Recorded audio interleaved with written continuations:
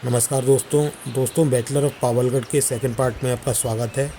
तो चलिए जानते हैं सर जिम कॉर्बेट के शब्दों में आगे की कहानी। आगे सर जिम कॉर्बेट अपनी बुक मैनीटर्स ऑफ हुमायूं में लिखते हैं कि जब झाड़ियों का हिलना बंद हो गया तो मुझे बड़ी राहत मिली कि यह बंद हो गया है, और अगले आधे घंटे तक मैं पूरी तरह से शांत पड़ा रहा और भारी राइफ़ल की वजह से मेरी बाहें ऐंठ गई थीं। और फिर मैंने अपने पैरों की उंगलियों से खुद को पीछे की ओर खींचना शुरू कर दिया, और इस तरह 30 गज आगे बढ़ने के बाद मैं अपने पैरों पर खड़ा हुआ और नीचे झुककर सबसे नज़दीकी पेड़ की शरण में चला गया। मैं यहाँ कुछ मिनट तक रहा, और जब सब कुछ शांत हो गया तो मैं मुड़ा और घर की ओर चल दिया। अगली सुबह मैं अपने एक आदमी के साथ लौटा जो पेड़ों पर चढ़ने में माहिर था, और मैंने पिछली शाम को देखा था कि खुले मैदान के किनारे पर एक पेड़ उग रहा था, और उस जगह से लगभग 40 गज की दूरी पर जहाँ बाग गिरा था, हम बहुत सावधानी से उस पेड़ के पास पहुँचे, और मैं उसके पीछे खड़ा रहा जबकि वह आदमी ऊपर चढ़ गया। एक लंबी और सावधानीपूर्वक जांच के बाद जब उसने नीचे देखा और अपना सिर हिलाया और अब वह ज़मीन पर मेरे पास वापस आया, तो उसने मुझे बताया कि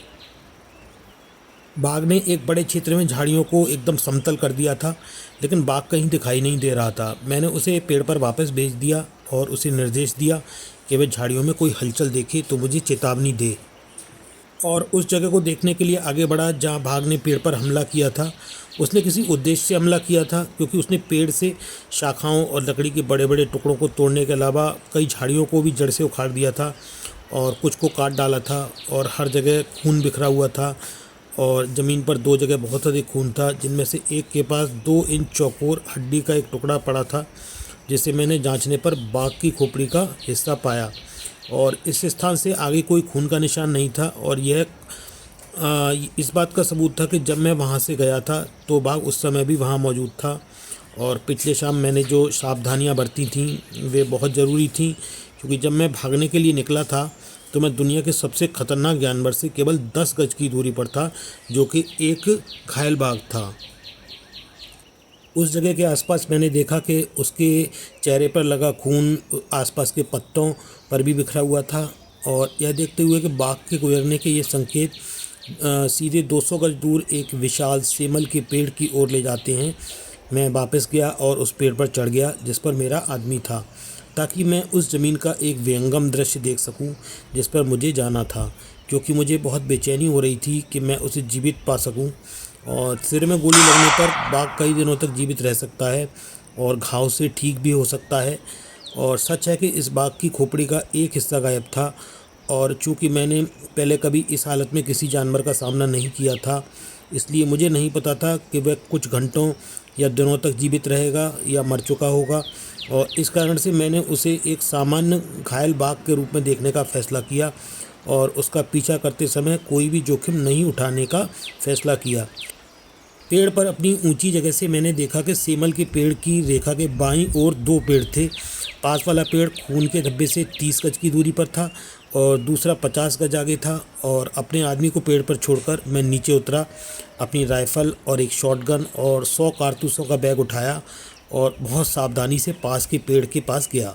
और 30 फीट की ऊंचाई पर चढ़ गया। राइफ़ल और बंदूक को, जिसे मैंने एक मजबूत रस्सी के छोर से बांधा हुआ था, अपने पीछे से खींचता हुआ पेड़ की एक शाखा में राइफ़ल को ठीक करने के बाद,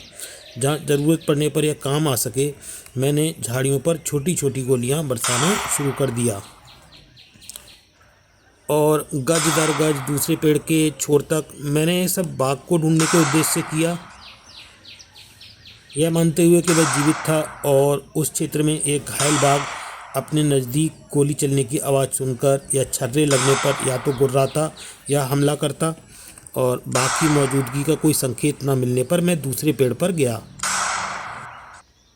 और झाड़ियों पर सेमल के पेड़ के कुछ गज की दूरी तक मैंने स्प्रे किया, और फिर पेड़ पर ही आखिरी गोली चलाई। और इस आखिरी गोली के बाद मुझे लगा कि मैंने एक धीमी सी दहाड़ सुनी है, लेकिन ये दोबारा नहीं हुई, और मैंने इसे अपनी कल्पना मान लिया। मेरा बैग कारतूस सब खाली हो चुके थे, इसलिए अपने आदमी को वापस पाने के बाद मैंने इसे अपने पूरे दिन का काम मान लिया और घर चला गया। अगली सुबह जब मैं वापस लौटा तो मैंने देखा कि मेरा दोस्त भैंसा वाला मैदान में अपनी भैंसों को चरा रहा था, और मुझे देखकर वह बहुत खुश हुआ और इसका कारण मुझे बाद में पता चला।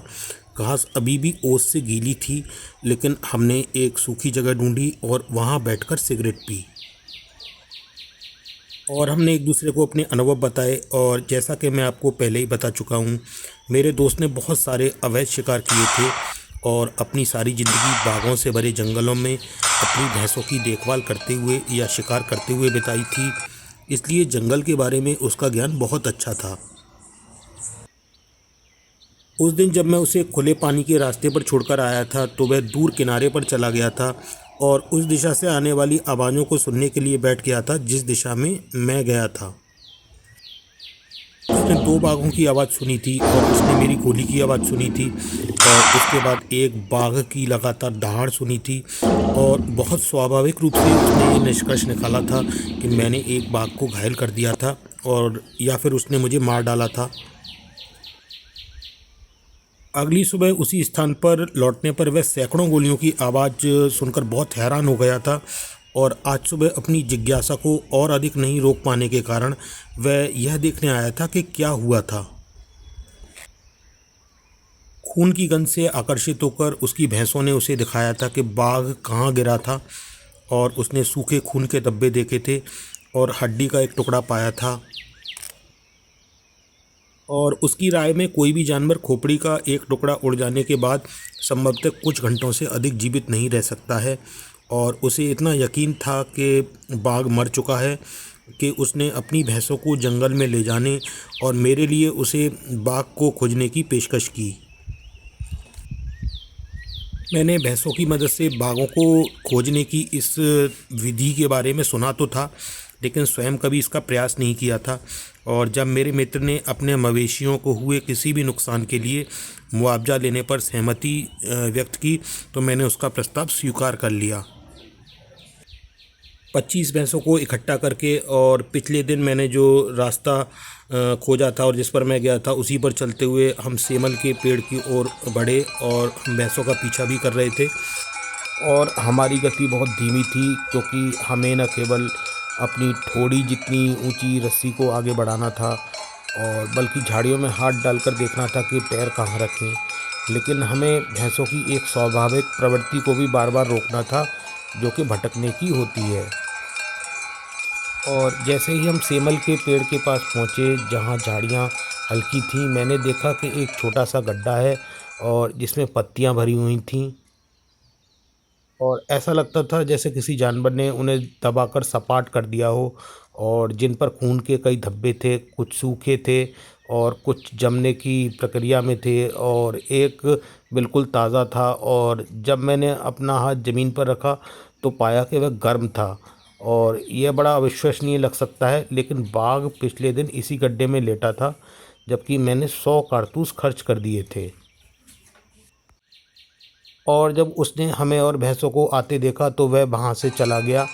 और भैंसों को अब खून दिख गया था और वे ज़मीन को खुरच कर सूंघ रही थीं। और चूँकि हमलावर बाघ और क्रोधित भैंसों के बीच फंसने की संभावना मुझे पसंद नहीं आई, मैंने अपने दोस्त की बाँह पकड़ी और उसे घुमाया और खुले मैदान की ओर चल दिया। और मेरे दोस्त के पीछे उसकी भैंसें भी थीं। और जब हम सुरक्षित स्थान पर वापस आ गए तो मैंने उस आदमी से घर जाने को कहा और कहा कि मैं अगले दिन वापस आऊँगा और अकेले ही बाघ से निपटूँगा। और जंगल के रास्ते से मैं हर रोज़ घर आते जाते समय कुछ दूर तक नरम ज़मीन पर चलता था। और इस नरम ज़मीन पर इस चौथे दिन मैंने एक बड़े नर बाघ के पैरों के निशान देखे और इन पैरों के निशानों का अनुसरण करते हुए मैंने पाया कि बाघ सेमल के पेड़ के दाईं ओर 100 गज की दूरी पर घनी झाड़ियों में घुस गया था। पर यहाँ मेरे लिए एक कठिनाई थी क्योंकि अब अगर इस जंगल में मुझे कोई बाघ दिखाई देता तो मैं यह नहीं जान पाता कि वह घायल है या नहीं जब तक कि मैं उसे बहुत करीब से ना देख लूँ। हालांकि इस स्थिति से मुझे निपटना था और इस बीच चिंता करने से भी कोई फ़ायदा नहीं था, इसलिए मैं झाड़ियों में घुस गया और सेमल के पेड़ के नीचे की खोखली जगह में बैठ गया। अब वहाँ खून का कोई निशान नहीं था, इसलिए मैं झाड़ियों के बीच से होकर आगे बढ़ता रहा जहाँ कुछ इंच से ज़्यादा दूर तक देख पाना नामुमकिन था। 1 घंटे या उससे ज़्यादा समय तक जब तक मैं 10 फीट चौड़े सूखे हुए जलमार्ग पर नहीं पहुंच गया। और इस जलमार्ग में उतरने से पहले मैंने ऊपर देखा एक बाघ का बायां पिछला पैर और दुम देखी। बाघ पूरी तरह से स्थिर खड़ा था और उसका शरीर और सिर एक पेड़ से छिपा हुआ था और केवल यह एक पैर दिखाई दे रहा था। मैंने राइफल को अपने कंधे पर उठाया और फिर उसे नीचे कर दिया। और बाघ के पैर में गोली मारना मेरे लिए आसान था क्योंकि बाघ केवल 10 गज की दूरी पर था। लेकिन वह तभी सही था जबकि वह वही घायल बाघ होता।